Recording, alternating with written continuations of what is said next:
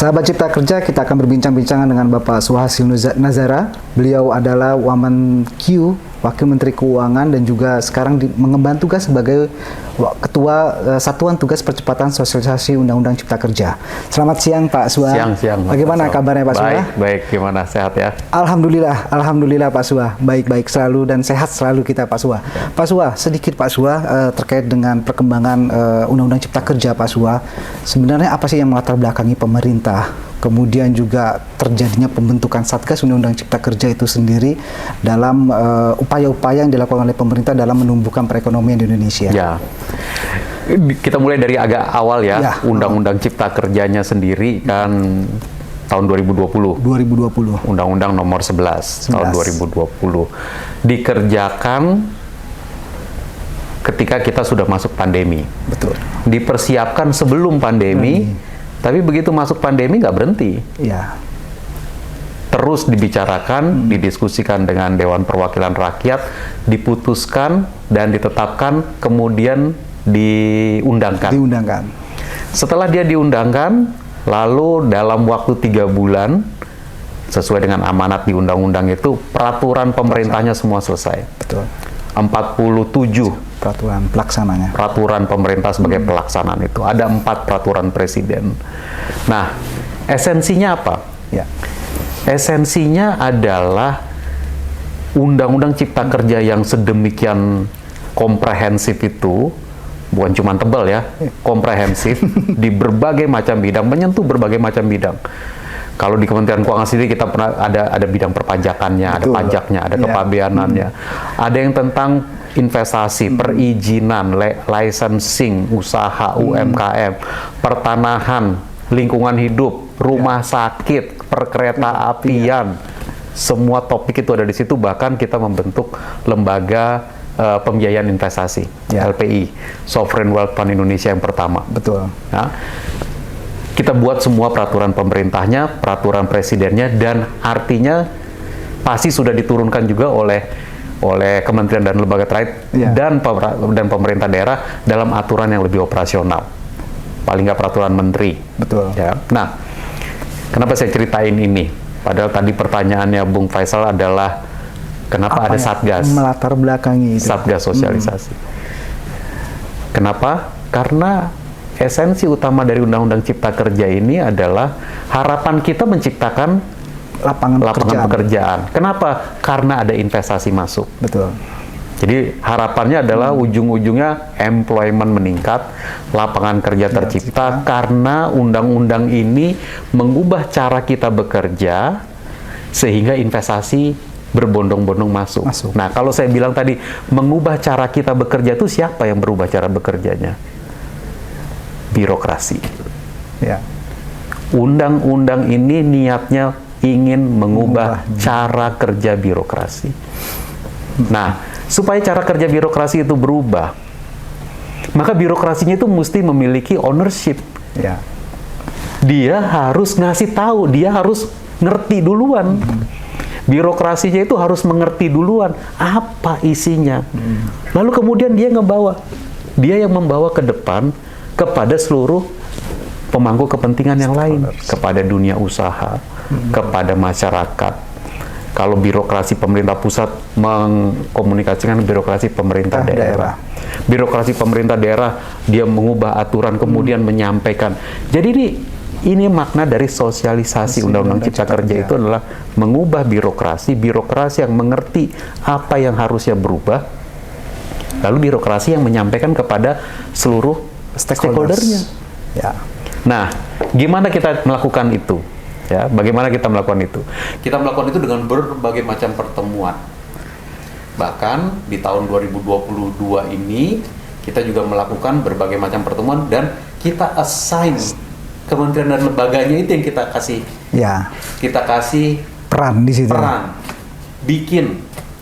Kalian harus tahu persis topik yang harusnya kalian sosialisasikan. Mau sosialisasi topik apa? Kasih tahu, lalu kemudian lakukan sosialisasi, tarik pendapat dari masyarakat, didengarkan, dan kemudian didudukkan, dijawab, dan dipertimbangkan. Dan seterusnya. Memang kita lakukan juga itu dalam rangka memenuhi keinginan kita menciptakan meaningful Full participation. ketika undang-undang ini harus kita lakukan sesuai dengan Undang-Undang 13 2022. Ya. Nah, tapi sambil kita melakukan itu, sosialisasinya itu adalah sosialisasi mengenai isi dari Undang-Undang Cipta Kerja tersebut. Sambil kita memberitahu isinya, kita juga mendapatkan masukan dari masyarakat, dari pemangku kepentingan, dari daerah, dari pengusaha, asosiasi dunia usaha dan seterusnya. Jadi dia menjadi satu kesatuan pekerjaan, ya, mengerti mengenai isinya. Birokrasi yang berubah, birokrasi yang ngerti isi Undang-Undang Cipta Kerja, menyampaikan kepada seluruh stakeholdernya. Nah, itu yang menjadi latar belakangnya. Nggak mungkin Satgasnya sendiri yang mensosialisasi. Harus semuanya. Kereta api juga. Kita bukan ahli kereta api, kita bukan ahli, bukan ahli satu-satu. Betul. Kementerian dan lembaganya yang ahli satu-satu. Iya. Betul Pak Sua. Terima kasih Pak Sua. Pak Sua, tadi Pak Sua menyampaikan bahwa ini adalah cara kita mengubah pandangan terkait dengan birokrasi. Kalau bisa saya katakan itu adalah perubahan struktural. Revolusi bagaimana kita mengubah struktural di Indonesia untuk mengubah cara pandang kita, bagaimana kita dapat menarik investasi itu Pak. Nah, dari tahun 2021-2022 tentunya sudah banyak yang telah dilakukan oleh Satgas percepatan sosialisasi Undang-Undang Cipta Kerja. Nah, kira-kira atau kita ingin tahu apa sih sebenarnya respon dari apa yang telah kita lakukan itu, Pak Sua. Misalkan dari publik itu sendiri, pemangku kepentingan, bahkan dari investor di luar negeri, sebenarnya peran harapan mereka terhadap Undang-Undang Cipta Kerja itu apa, Pak? Ya. Harapannya tentu ini akan bisa mengubah landscape ekonomi Indonesia, ya. Sehingga percepatan lisensi, percepatan perizinan, percepatan usaha untuk usaha yang besar maupun yang kecil, mikro, menengah dan kecil itu dilakukan dengan masif. Makanya sistem diciptakan. Sistem kemudian membutuhkan seluruh stakeholdernya, kementerian, lembaga, sektornya untuk ikut di dalamnya. Udah smooth, masih ada yang bisa kita perbaiki. Pemerintah daerah dan pemerintah pusat, pemerintah daerah yang tentang OSS-nya masih ada yang bisa kita perbaiki. Pemerintah pusatnya sendiri di setiap sektor itu, yang soal bangunan lah, yang soal apa, masih ada yang bisa kita perbaiki. Kepastian berusaha, bahkan assurance seperti jaminan produk halal, masih banyak yang bisa kita perbaiki. Tapi fondasinya itu semuanya kita udah lakukan. Undang-Undang Cipta Kerja itu menciptakan fondasi itu semua. Ini yang harus kita improve terus. Ya, satu hal yang paling tidak boleh terjadi adalah mindset bahwa kalau undang-undangnya udah selesai, PP-nya udah selesai, Perpresnya udah selesai, kerjaan kita sudah selesai. Selesai, dan itu jalan sendiri. Enggak. Dia harus terus dikomunikasikan, dia harus terus disosialisasikan, birokrasinya mesti bisa menyampaikan, masyarakatnya tahu persis apa yang terjadi, kemudian apply OSS, apply NIB, dia mendapatkan manfaat. Kalau dia udah dapat NIB, dia merupakan self declaration atas produknya itu halal. Ya, apakah pasti halal? Ya, itu deklarasi self declaration. Artinya tanggung jawab kedua belah pihak, tanggung jawab dari kemudian nanti betul-betul terjadi dicek keamalannya. Tapi di sisi dunia usahanya memastikan namanya saya self declaration, ya saya jaga produk saya gitu kan. Nah, ini yang akhirnya memerlukan banyak sekali, ya itu halal tadi hanya salah satu contoh. Tapi ini harus disosialisasikan terus. Tidak cukup hanya sekedar diundangkan, selesai diundangkan, selesai, diundangkan lalu seakan-akan selesai. Enggak, dia harus dikomunikasikan. Dikomunikasikan terus. Baik, terima kasih Pak Sua. Pak Sua, tadi terkait dengan self declaration, artinya ada perlu satu sistem pengawasan ketika pelaku usaha menyatakan dirinya bahwa dia halal, bahwa dia layak untuk mendapatkan perizinan dan lain sebagainya. Tentunya kita harus punya sistem pengawasan yang kuat di situ. Seperti bagaimana teman-teman di daerah itu mengawasi para UMKM dan lain sebagainya. Kira-kira bagaimana? Nah, kan undang-undang kita udah mengatakan self declaration itu diakui. ya, di undang-undang. Tapi kita juga akan menuju kepada pengecekan yang sebetulnya, Ya. ya kan? Jadi badan apa itu badan BPJPH, BPJPH di ya. bawah Kementerian Agama ya. Kementerian Agama. Kementerian Agama itu nanti akan menjadi focal point untuk melakukan betul-betul halal. Ya. Tata kelola halalnya Tata sendiri kelola. ada. Betul. Majelis Ulama Indonesia yang memegang tata kelolanya itu, Ya. artinya dia keseluruhan hukum Islamnya itu dia yang menetapkan, Ya. dia yang mengawasi dan juga yang menetapkan kehalalannya, Ya. ya kan? Ya udah dijalankan. BPJPH-nya kemudian menjadi focal point yang menjadi apa? Katalisnya ya Katalis. di pemerintah. Betul. Daftar, dia menjadi katalisnya, dia juga biasanya kita tanya karena dia BLU ya, Betul. dan layanan umum, kadang-kadang kita pantau juga. Ya. Itu gimana dia situasi keuangannya, gimana Ya. situasi SDM-nya, gimana pekerjaan yang mereka lakukan. Kita Ya. pantau sama-sama. Nah, tentu kita berharap ya halal itu memberikan assurance. Ya. Assurance apa? Assurance bahwa produk ini memenuhi ketentuan hukum Islam. Betul. Dia syar'i. Kedua, assurance bahwa ini produk yang aman, produk yang sehat, produk yang tidak akan mengganggu kesehatan, tidak akan mengganggu kemaslahatan umat. Ya. Assurance. Jadi yang paling penting tuh menurut saya ya Jaminannya itu ya, assurance-nya itu. Jaminannya. Nah, kita berharap bahwa kita lagi-lagi ya, ketika kita melihat Undang-Undang Cipta Kerja, ini fondasinya. Iya.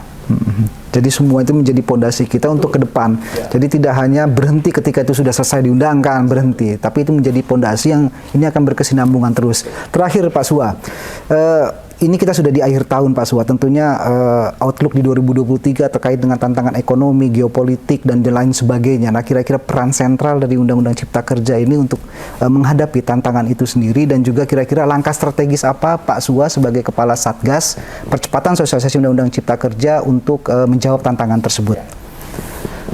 Yang paling utama ya sebagai pelaksana Undang-Undang Cipta Kerja, terus kita harus outreach, mensosialisasikan.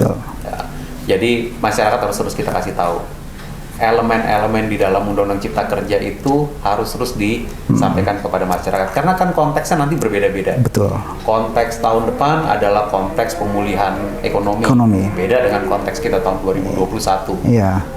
Konteks 2020 beda lagi, menyelesaikan peraturan pelaksanaan. 2021 begitu peraturan pelaksanaan sudah selesai, rata-rata di sekitar bulan Februari 2021, lalu kemudian tengah tahun kita kena Delta, berhenti semua PPKM sampai dengan level 4, Betul. berhenti. Ya. Habis itu kita mulai pemulihan, 2022 pemulihan kita gaungkan, lalu kita ada judicial review, lalu kita mendudukan Undang-Undang 13, lalu kita menyelesaikan. Moga-moga segera selesai. 2023 apa tantangannya Undang-Undang Cipta Kerja? Menyampaikan terus kepada masyarakat, kementerian lembaga yang terus mengatakan kepada masyarakat, ini ada cara bekerja baru loh di kami, di birokrasi. Ada tata kelola baru, ada fondasi baru. Masyarakat bisa memanfaatkan, Pemda bisa memanfaatkan, dunia usaha bisa memanfaatkan itu sendiri. Ini yang harus diteruskan. Nah, sekarang saya ingat salah satu survei kita di Satgas ini bilang kira-kira begini, kalau nggak salah itu sekitar 70% responden kita mengatakan bahwa undang-undang ini bermanfaat. Betul. Oke. Lalu kemudian sekitar 50%, 49-50% mengatakan undang-undang ini udah jalan. Iya. Tapi 94% mengatakan bahwa undang-undang ini masih bisa diperbaiki. Ini adalah pendapat dari responden kita selama kita tahun 2022 ini. Mungkin kita 11 kali pergi ke daerah untuk menyelenggarakan acara sosialisasi di berbagai macam tempat, di berbagai macam dengan berbagai macam Pemda. Ini yang dilakukan oleh Satgas sendiri ya, dilakukan oleh Sekretariat Satgas. Dan dengan berbagai macam segmen. Dengan berbagai macam segmen, akademisi, pengusaha, masyarakat, buruh, pekerja, ya betul. Juga kira-kira kita dapat message seperti itu. Iya. Ya, nah, artinya apa? Kita harus tangkap terus masukan. Ya. Artinya apalagi? Kita harus tangkap terus masukan. Kedua, kita harus melakukan review terus. Ini di level undang-undang yang harus diperbaiki atau di level peraturan pelaksanaan. Nah, kalau makin di level peraturan pelaksanaan makin bisa dilakukan. Iya, betul. Makin bisa dilakukan dengan lebih cepat.